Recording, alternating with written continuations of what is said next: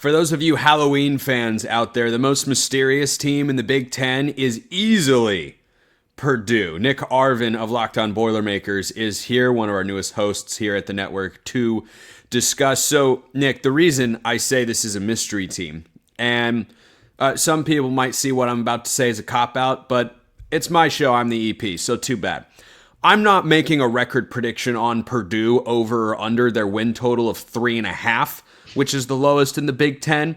There's too much mystery here. I'm trying to find information. I know information about Purdue. I know what Barry Odom's track record was at UNLV. That was really impressive. I know they have 54 new players, but I don't know what to make of that. Is there a middle ground, perhaps, between last season and Curt Cignetti at Indiana that Purdue is going to find here, or do you think it's going to be one way or the other? Absolutely. So I've been talking a lot about that on the show, actually. We've been talking a lot about, hey, we were in a Big Ten championship game just 3 years ago under Jeff Brom. We stray from that under Ryan Walters, and you're not going to find that instantly in the Big Ten. In a conference that's as competitive as the Big Ten has become lately, you're not going to find that instant Big Ten championship for a team that was 1-11 last year. So when I feel like we look at what Purdue fans want, what this staff wants, the expectation should be a bowl game. You want a bowl game. You want 6 or 7 wins. Obviously, Vegas, FanDuel has that line set at 3.5. But when you look at some of the games on the schedule, when you look at some of the transfers that Barry Odom has very intentionally brought into his team to create a winning brand of football, you see those wins start to come in. You see wins that may flip in a team that may turn some heads this fall. 54 is a lot. Absolutely. of new players, Nick. It's a. Is it fair to expect that Barry Odom just makes it work right away with a schedule that I think it's somewhere in between a Murderer's Row and Cupcake Central, because you have a lot of tough games. There are some games that I look at and go, I mean, maybe.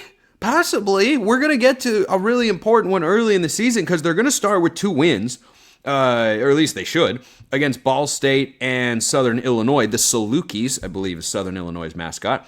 So they'll start with a couple wins there. But what do you even expect just from a team standpoint with all those new players? Do you think you could have completely different rotations by the time the season comes to a close compared to what, Barry Odom and company rolled out in the first month of the season? Because I think that's entirely feasible and perfectly reasonable as well for the Boilermakers staff to say, you know what, we've got all these new guys. We're going to try a bunch of different formulas. We're going to look at what works here. And you know what? It might not work right away. And this is a season where you're playing with house money and you got to tinker and figure out what works.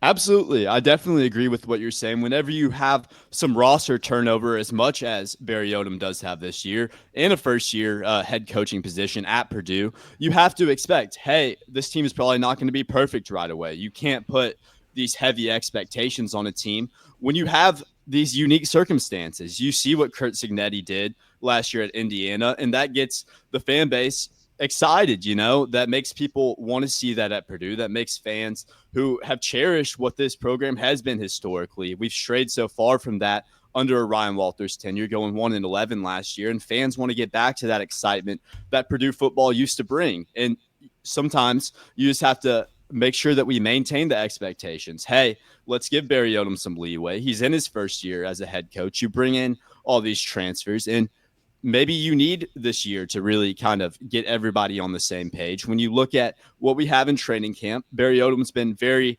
kind of specific about what happens in fall camp is more about reps. What happens in the scrimmages is really going to determine what happens on his depth chart. And I could see that depth chart kind of changing during those scrimmages. I could even see it changing halfway throughout the year once we see who rises above the crop, who really performs this year, and who shows his asset to winning games for Purdue. So the Boilermakers schedule has, frankly, a great home slate for fans there in West Lafayette who just want to go to the games and have fun. You're going to have some good games.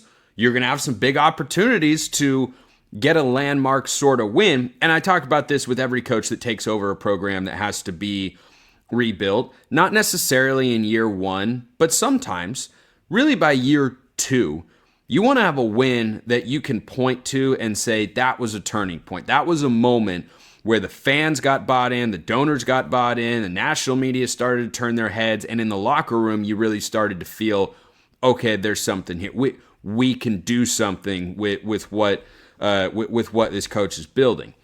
That opportunity comes in the third game of the year, Nick, because USC comes to town. And look, I've picked USC to win that football game. I'm just talking about the opportunity here. USC comes to Purdue this year. Rutgers is a winnable game as well. They go at Notre Dame.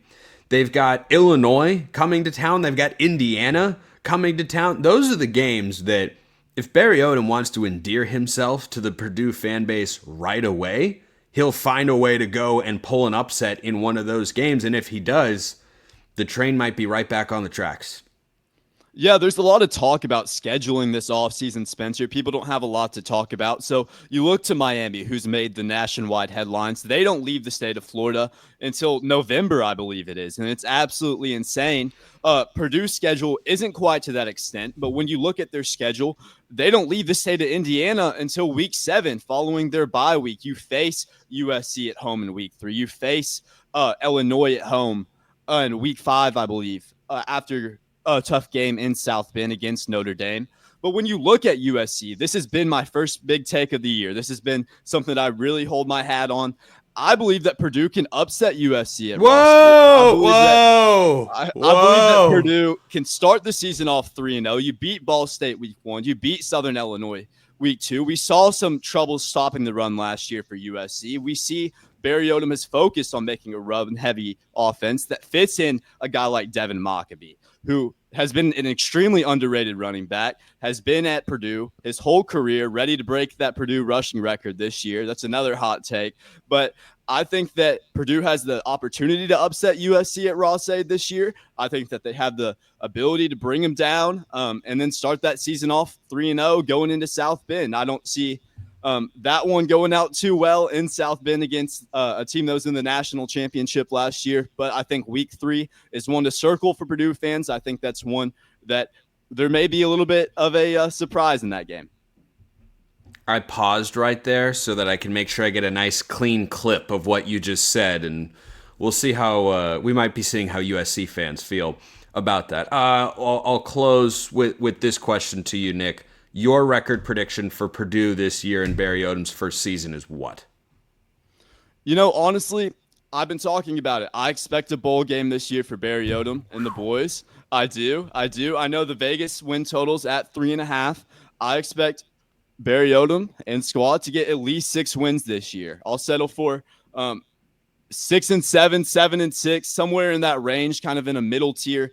I think those 2 games to start are definitely winnable. I think that it's possible to win it against the USC. And then I think a team like Northwestern, a team like Rutgers, those are both wins. You find your 6 wins in there on that schedule. That last month is an absolute gauntlet. You got at Washington, you got Ohio State, at Ross-Ade, you got Indiana. Those are some tough games in there.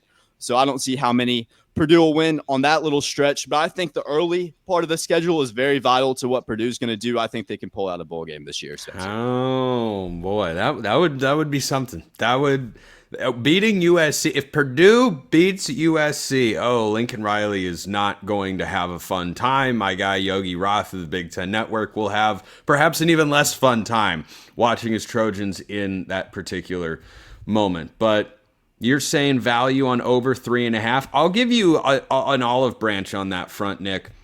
Arizona State's win total last year, which I thought was an easy over, was 4.5. They won the Big 12. I'll just throw that out there. A little optimism for Boilermaker fans. Nick Arvin, Locked On Boilermakers. Great stuff, my man. Appreciate everyone listening. I will see you next time. And until then, hope you all have a wonderful rest of your day.